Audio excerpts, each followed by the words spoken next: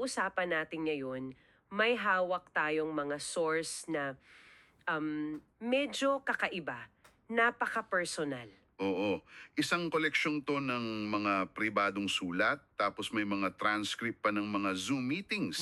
Mula lahat sa isang lalaking nagngangalang Narciso o Lalo at ang claim niya, direkta siyang nakakatanggap ng mga mensahe mula sa Diyos. At yung mga materyales na to, yung mga sinulat niya, yung mga usapan, para talaga siyang bintana, no? Bintana, tama? Isang bintana papasok sa isang napaka-particular na mundo, sang sistema ng paniniwala. Eksakto.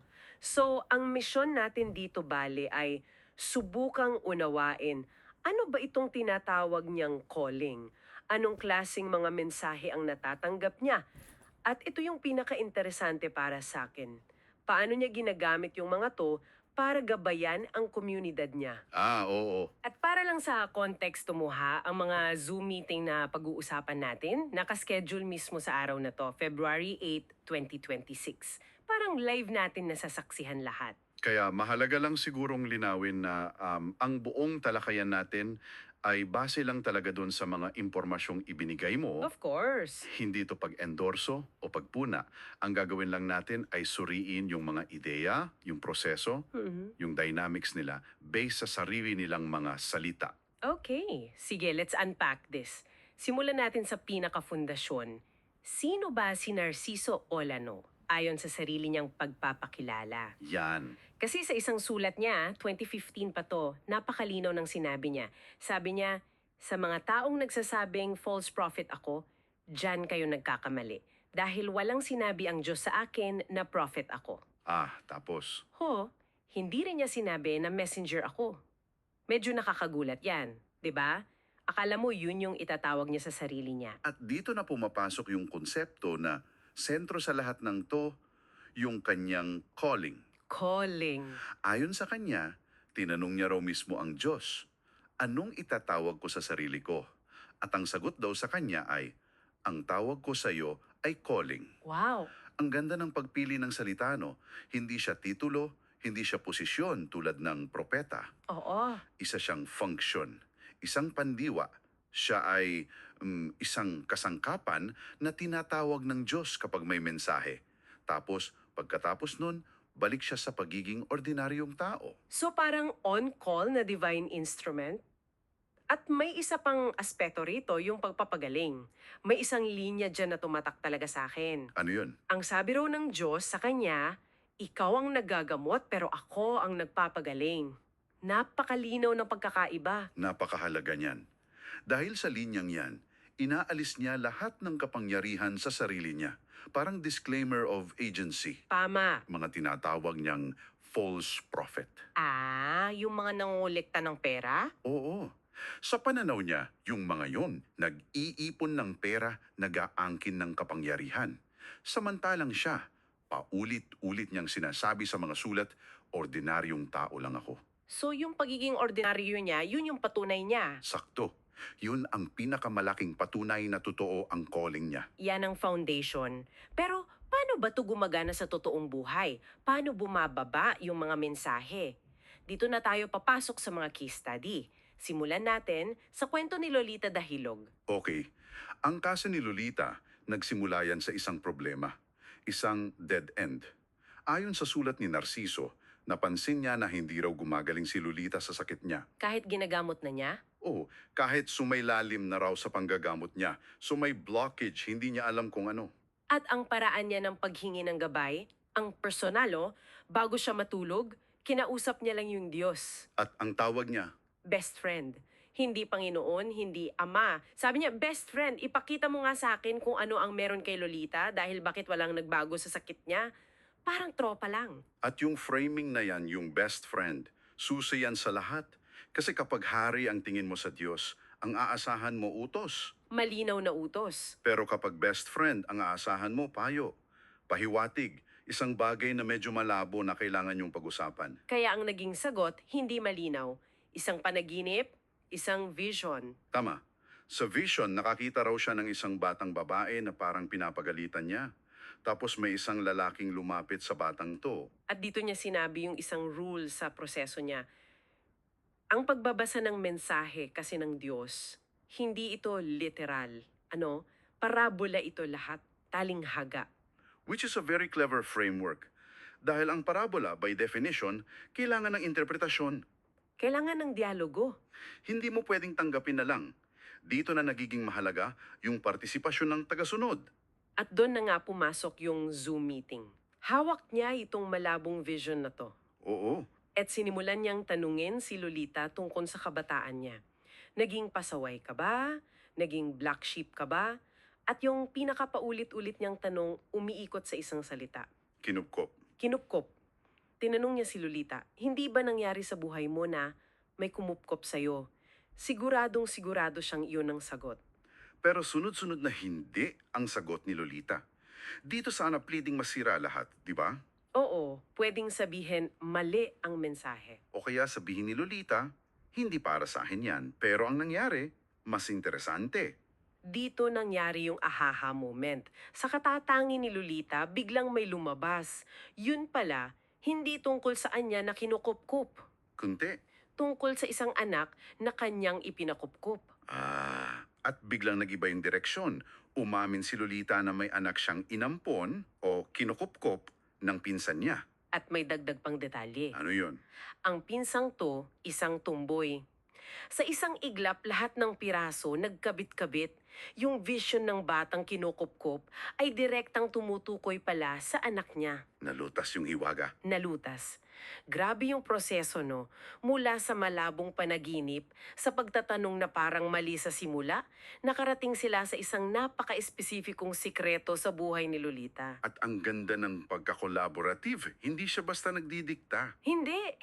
Parang co-creation sila ng kahulugan. Siya ang may dalang divine spark, yung vision, pero kailangan niya yung kwento ni Lolita para magliyab to. Siguradong napakalakas ng epekto niyan para kay Lolita. Yung pakihamdam na yung sikreto mo, nakita ng Diyos. Exactly. Grabe yung story ni Lolita. Pero hindi lang pala past trauma ang tinutugunan ng mga mensahe. Sa sources mo, may isa pang kaso, si Jasmine sa Avedra. Dito naman, parang real-time crisis intervention. Ama, kung yung kay Lolita ay paglutas ng hiwaga sa nakaraan, yung kay Jasmine ay krisis sa kasalukuyan at nagsimula ito ayon kay Narciso sa isang napakadramatikong paraan. Yung sa boses. Oo, noong February 5, nagising daw siya bigla sa isang malakas na boses. Moses ni Jasmine. Sumisigaw ng Sir! Nars! At hindi lang yung sigaw yung narinig niya, di ba? Pati yung emosyon. Sabi niya, sa tono ng boses ni Jasmine, tila may mabigat na dala ng mabigat na damdamin. Oo, hindi siya vision, auditory and emotional message. At diretsuhan talaga siya sa Zoom. Walang paligoy-ligoy. Sa simula pa lang ng usapan, sabi niya agad, yung sigaw mo na yon, may kasamang, nakonsensya ka ba? Guilty. Hindi niya tinanong kung okay lang, no? Inassume niya agad. Inassume niya agad na may kasalanan. At ang epekto madali yan. Umamin agad si Jasmine. Sabi niya, opo sir, nagwilty sir, nagwilty. Nahuli. Para siyang nahuli. Inamin niyang nakonsensya siya dahil lumayo siya sa grupo, huminto sa pag-share. Pero may mas malalim pa pala doon. Dito na pumasok yung nakakagimbal na pangyayari. Ikinuwento ni Jasmine na dahil sa sobrang pagod at pakiramdam na ungrateful siya sa trabaho, nagplano siyang umalis. Lumipat sa region, Oo, at ipinagdasal niya to. At pagkatapos nun, nasangkot siya sa isang matinding aksidente. Sabi niya, ang aming palisakyan na aro ang 5 kasakyanan na bangga, sir. 5-car pileup. teka, 5 sasakyan. Grabe yun, that's potentially fatal. Oo. Kahit sino maiisip na katapusan na niya. Pero ito yung part na hindi ko makalimutan sa source mo, ang naramdaman daw niya habang nangyayari ang lahat. Kapayapaan? Oo, sabi niya, yan ang state na peace of mind ako, sir. Sa gitna ng karambola ng mga sasakyan, ng bakal, ng basag na salamin, nakaramdam siya ng kapayapaan. Paano nangyari yon? It's wild. Dito na pumapasok yung kapangyarihan ng interpretation sa loob ng isang belief system. Sa labas, pwedeng sabihing shock yan o dissociation, Proteksyon ng utak. protection ng utak. Pero para kay Jasmine at sa grupo nila, isa yung malinaw na mensahe. isang wake-up call Na mali yung landas niya. na mali ang landas na tinatahak niya. Yung kapayapaan na naramdaman niya ay hindi dahil sa shock, kundi dahil sa divine reassurance. At ikinonekta to ni Narciso sa sarili niyang kilos. Ipinaliwanag niya kung bakit bigla siyang naging cold kay Jasmine noon. Yung hindi niya pagsagot sa chat? Oo, akala siguro ni Jasmine nagtatampo lang siya, pero hindi pala. May sunusunod daw siyang utos mula sa Diyos. Na ano raw? Sa mga hindi naniniwala, wala ka nang gagawin sa kanila. So ang katahimikan niya, hindi personal. Pagsunod sa utos. Makapangyarihan yung dinamikang yan, di ba? Inaalis nito yung personal na responsibilidad. Ang kilos niya ay hindi na tungkol sa kanya, kundi tungkol sa Diyos. Kaya pala, ang biglaang pagkarinig niya sa boses ni Jasmine, yun ang nagsilbing banal na hudyat, permisyo para kausapin siyang muli. At yun ang nagpabalik kay Jasmine sa grupo. So after going through all this, ano yung nabubuong larawan? Malinaw na may sistema dito na umiikot sa direktang komunikasyon. Isang tao at yung kinatawag niyang best friend. At hindi siya parang business memo. Madalas, dumarating bilang talinghaga, pakiramdam o bigla ang sigaw sa isipan. Oo, At yung mga kaso ni na Lolita at Jasmine, pinapakita nila yung proseso. Una, may malabong mensahe. Pangalawa, gagamitin niya to para mag-imbestiga kasama ng tagasunod. isang dialogo. Pangatlo, kapag nahanap na nila yung koneksyon, gagamitin to para magbigay ng gabay, aliw o babala. At ang epekto nito, malinaw din. Yung mga karamdaman, problema, near-death experience, hindi na sila random na pangyayari. Oo, Lahat binibigyan ng kahulugan sa pamamagitan ng lente ng mga mensaheng to. Nagkakaroon ng isang overarching divine narrative, yung mga buhay nila. magandang pagkasabi niyan. Ito ay isang sistema kung saan ang personal na karanasan ay nagiging sagrado. At ang sagradong mensahe ay nagiging personal. Magiging tulay si Narciso sa pagitan ng dalawang mundong yan. Siya ang interpreter. At para sa iyo na nakikinig, iiwan namin sa iyo ang isang huling kaisipan. Ipinapakita ng mga source kung paano binibigyang kahulugan ni Narciso ang mga mensahe para sa mga tagasunod niya.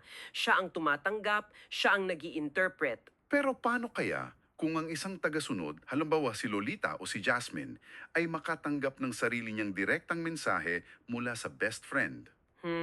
Isang mensahe na posibleng salungat sa interpretasyon o gabay na binibigay ni Narciso. Paano kaya haharapin ang ganong sitwasyon sa loob ng grupo nila? Sino ang tama at paano mo malaman kung kaninong mensahe ang dapat sundin kapag may dalawa ng daluyan? Maraming salamat sa pakikinig. For more information about Narciso Olalo, please visit his YouTube channel. Thank you very much. Don't forget to share.